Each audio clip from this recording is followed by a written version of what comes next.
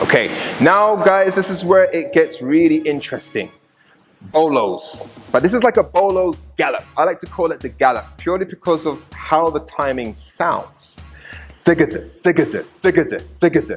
I wonder if you can try and guess how it looks, but I'm going to show you.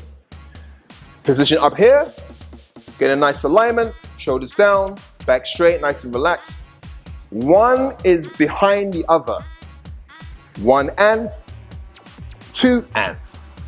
One and, two and. You see that? One and, two and. One and, two and. And if I put it together, it sounds like a gallop. Da-ga-da. Ba-da-da. Ba-da-da. Da-ga-da.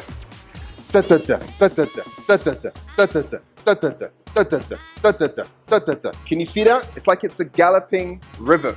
So as long as you have that intention in your head, you will never go wrong. Timing and rhythm, vocalization will always help you to remember the movement and to stay in time. Let's try it again. Back, back, front, front. Back, back, front, front. Back, back, front, front. Back, back, front, front. It sounds like a song, right? Back, back, front, front, back, back, front, front. Back, back, front, front, back, back, front, front. Da-da-dun, da-da-dun, da-da-dun, dun-dun, da-da-dun, da-da-dun, da-da-dun, dun-dun. Can you see what happens? Listen, it doesn't matter if it sounds silly or stupid.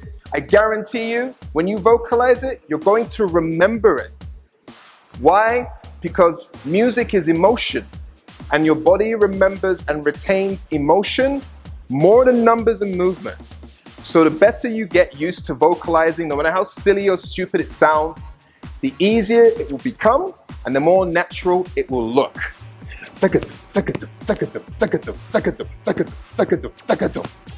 All right, let's try all of that and put it to music. Let's do it.